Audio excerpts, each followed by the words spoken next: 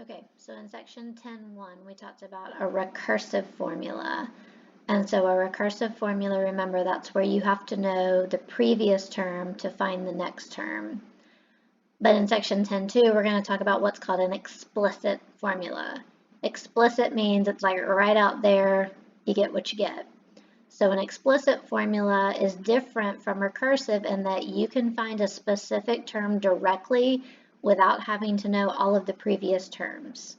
For example, I can ask you to find the 10th term, and you can do that without having to know the first 9 terms before it.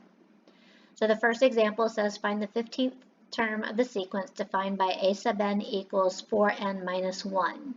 You literally just substitute 15 for the n values. So a sub 15 would equal 4 times 15 minus 1, which would be 60 minus 1, and that's 59. So the 15th term of a sequence defined in this manner would be 59.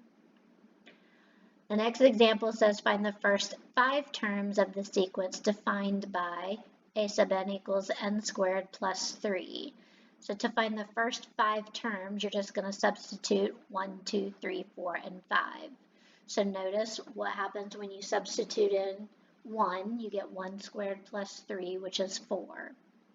When you substitute 2, 2 squared plus 3 is 7, and so forth and so on. So the first 5 terms would be 4, 7, 12, 19, and then 28.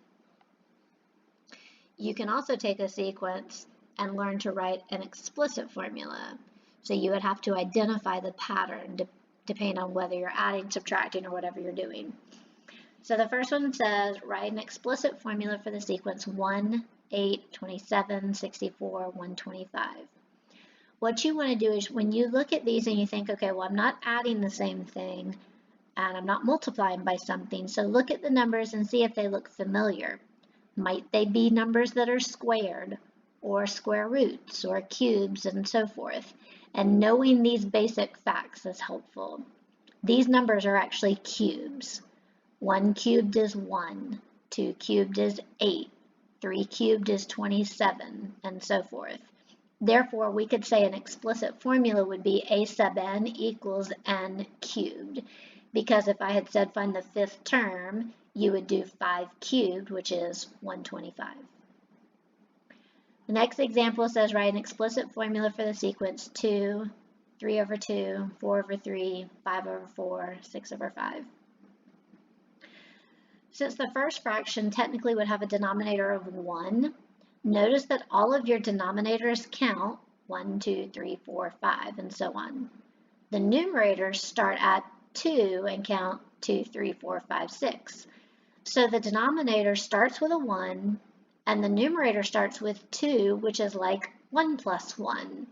So an explicit formula would be a sub n equals n plus 1 over n, because if I had said perhaps find the 4th term, when you substitute a 4 for the n, you'd get 5 over 4. And if you look at the sequence where we started, that is the 4th term.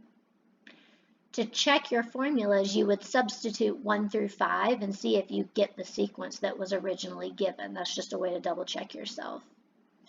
So what y'all are going to do for homework is page 502, numbers 1 through 4, 10, and 12 through 14, and this will be due on Friday.